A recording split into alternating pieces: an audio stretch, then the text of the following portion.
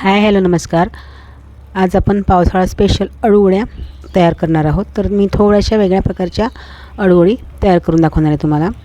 तर ह्या ज्या वड्या आहेत त्या बाहेरून कुरकुरीत होतात आणि आतमध्ये छान अशा सॉफ्ट होतात. तर बघा किती छान अशा आतमध्ये शिजलेल्या आहेत. मी यांना वाफवलं नाही आहे तरी पण खूप सुंदर अशा आतमध्ये पूर्णपणे शिजलेल्या आहेत. तरी पण मी तुम्हाला सांगणार आहे कशा प्रकारे ह्या अळूवड्या तयार करायच्या. तर व्हिडिओ शेवटपर्यंत बघत राहा आणि एक लाईक नक्की करा. तर इथे मी 5-6 अळूची पाने घेतली आहे. 5-6 नाही आहे, 4-5च आहेत. अगदी थोडेसेच आहेत, माझ्याकडे 2-4च होते. तर याची सुरुवातीला अशा शिरा ज्या आहेत त्या मोठं पान असेल तर त्याच्या शिरा पूर्ण काढून घ्यायचे आहे आणि छोटं पान असेल तर मग नाही काढलं तरी चालेल. छोटं पान असले तर उत्तमच होतात ह्या वड्या. तर 1 वाटी मी इथे तांदळाचं पीठ घेतलं आहे आणि 1 वाटी बेसन पीठ घेतलं आहे आणि इथे थोडंसं ओवा घेतलेला आहे आणि 1 चम्मच इथे आमचूर पावडर, 1 चम्मच धनिया पावडर घेतलेला आहे, 2 चमचे तीळ घेतलेली आहे आणि इथे थोडंसं खोबरा किस आहे तो घेतला आहे. मोठा मोठा होता तर थोडंसं क्रश करून घेतलं त्याला. हळद टाकलेली आहे. तिखट टाकायचं आहे आपल्या अंदाजानुसार. तिखट मीठ टाकायचं आहे. जर तिखट नसेल टाकायचं तर हिरवी चटणीसुद्धा तुम्ही मिरची वाटून टाकू शकता आणि चवीला मीठ घालायचं आहे. थोडीशी कोथिंबीर घालायची आहे आणि पाण्याने घट्टसर भिजवून घ्यायचं आहे. तर आता हे 4-5च पानं आहे आणि तर इतकं मोठं पीठ, थोडंसं मी पीठ जास्त घेतलेलं आहे कारण मला अजून पानं आणून वड्या करायच्या आहे म्हणून मी पीठ हे भिजवून ठेवलेलं आहे थोडंसं जास्तच. तर तुम्ही थोडंसं कमी तुम्हाला पानाच्या अंदाजाने पीठ तयार करून घ्यायचं आहे. तर अशा प्रकारे घट्टसर पीठ इथे भिजवून घेतलेलं आहे मी. आणि आता बघा हे पान थोडं मोठं आहे म्हणून याची जी शीर आहे ती काढून घ्यायची आहे, नाहीतर आपल्याला रोल करताना अडथळा येईल आणि ती रोल व्यवस्थित होणार नाही.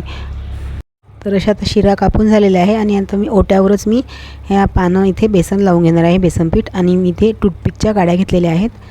तर हे पान मोठं होतं म्हणून मी असं अर्ध केलं. छोटे असेल तर तुम्ही असंच अख्खं पान घेऊ शकता. फक्त शिरा काढून घ्यायच्या जर खूप ठोकळ असतील तर. अशा प्रकारे पीठ लावून घ्यायचं आहे, बेसन पीठ. आणि बघा अशा प्रकारे दुमडून घ्यायचं आहे. तुम्ही आपल्या कोणत्याही पद्धतीने तुम्हाला जसं वाटते त्या पद्धतीने तुम्ही दुमडून घेऊ शकता. पण खूप मोठ्या मोठ्या करायच्या नाही, नाहीतर आतमधून ह्या वड्या ज्या आहेत त्या कच्च्या राहतील कारण आपल्याला इथे वाफवायच्या नाही आहे, डायरेक्ट तळायचे आहे. तर आता मी हा रोल गुंडाळला होता तर थोडा मला जाड वाटला. जाड जर केला रोल तर मग शिजणार नाही व्यवस्थित, म्हणून मी याला फक्त अर्ध रोल करून घेत आहे आणि अशी टूथपिक लावायची. टूथपिक यासाठी लावायची की आपण जर तेलामध्ये टाकलं डायरेक्ट तर ते पानं जे आहेत ते असे उलणार नाही आणि मोकळे होणार नाही, म्हणून आपल्याला टूथपिक लावायची आहे. जर तुमच्याकडे टूथपिक नसेल तर अळूची जी पाण्याचं अळूचं देठ असते त्याचं तुम्ही अशी शिरा काढून पातळ शिरा निघतात त्या अशा बांधून घेऊ शकता तुम्ही, जर तुमच्याकडे टूथपिक नसेल तर. संपूर्ण मी हे 4-5 रोल असे गुंडाळून घेतलेले आहे आणि ते कढईमध्ये तेल टाकलं होतं, गरम करायला ठेवलं होतं चांगलं. तर मंद गॅसवर मी छान असे तळून घेत आहे. मंद गॅसवरच तळायचे आहे म्हणजे छान अशा खरपूस आतपर्यंत तळल्या जातील वड्या. ह्या अशाच प्रकारे संपूर्ण वड्या ज्या आहेत त्या तळून घ्यायच्या आहेत. मस्त होतात आणि पावसाळ्यामध्ये तर खूप छान असं गरमागरम काहीतरी खावंसं वाटते. बघा किती सुंदर अशा हिरव्या कंच झालेल्या आहेत ह्या वड्या. वाफवलेल्या वड्या इतक्या छान अशा, याच्यापेक्षा एवढ्या टेस्टी नाही लागत पण ह्या ज्या वड्या आहेत त्या खूपच टेस्टी लागतात. तुम्ही नक्की एकदा करून बघा. मी आतमधून बघा इथं तोडून बघितली आहे तरी पण अजिबात कच्ची वगैरे नाही आहे, छान अशी शिजलेली आहे, दिसतच आहे इथे. आणि मस्त अशा होतात.